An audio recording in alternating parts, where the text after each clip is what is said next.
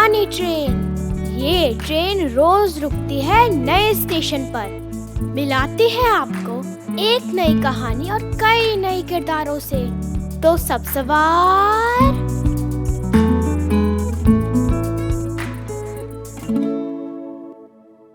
हमारी आज की कहानी है रेख्ता से किस्सा कहानी, और इसे लिखा है डॉक्टर जमील जालबी ने। एक चिड़िया ने गेहूं के खेत में घोंसला बनाया और उसमें अंडे दिए। जब अंडों से बच्चे निकल आए तो खेत भी पकने के करीब था। एक दिन जब वो दाने की तलाश में जाने लगी तो उसने बच्चों से कहा, मेरे पीछे अगर खेत का मालिक या उसके घर वाले आए तो उनकी बातें गौर से सुनना, फिर मुझे बताना कि वो क्या बातें कर रहे थे। चिड़िया के जाने के जरा देर बाद खेत का मालिक आया और अपने बेटे से कहा, मैं समझता हूं कि खेत पक चुका है। कल सुबह ही सुबह अपने दोस्तों के पास जाओ और उनसे कहो कि खेत काटने में हमारी मदद करें। जब चिड़िया घोंसले पर आई तो बच्चे ची ची करने लगे और उसके आसपास घूमने लगे। उन्होंने जो सुना था वो चिड़िया को बताया।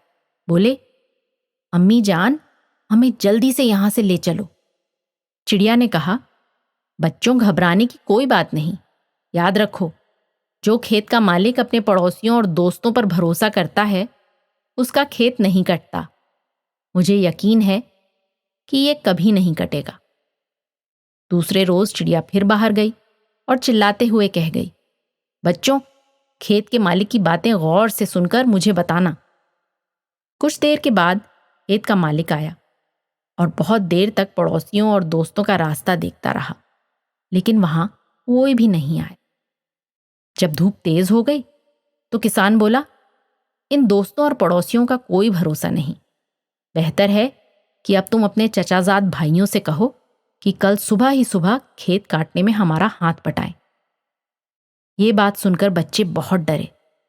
जैसे ही उनकी मां आई वो पर फैलाकर चूं चूं करने लगे और बोले, आज ये बात हुई है। ये सुनकर चिड़िया ने कहा, बच्चों, घबराने की कोई बात नहीं। मुझे यकीन नहीं है कि ये रिश्तेदार उसके काम आए। अगले दिन जब चिड़िया दाने की तलाश में जाने लगी तो उसने कहा, बच्चों, खेत के मालिक की बातें गौर से सुनकर मुझे बताना। कुछ देर बाद खेत का मालिक आया और बहुत देर तक अपने भाई भतीजों का इंतजार करता रहा, लेकिन वहां कोई भी नहीं आया। जब धूप तेज हो गई तो उसने अपने बेटे से कहा, बेटे, अब तुम औजार तेज करके तैयार रखो। कल हम अपना खेत खुद ही काटेंगे। ये सुनकर चिड़िया के बच्चे बहुत डरे। यूं ही उनकी मां आई, उसे सारी बात बता दी। ये बातें सुनकर चिड़िया ने कहा, बच्चों, अब हमें यहां से जरूर चले जाना चाहिए। मुझे यकीन है कि ये खेत अब कल जरूर कट जाएगा। जब आदमी अपना काम खुद करने के लिए तैयार हो जाता है वो काम जरूर हो जाता है। ये कहकर वो अपने बच्चों को वहां से दूसरी जगह ले गई। दूसरे दिन सुबह ही सुबह खेत का मालिक आया और अपने बेटे के साथ मिलकर खेत काटा। चिड़िया पहले ही अपने बच्चों को हिफाजत से दूसरी जगह ले जा चुकी थी।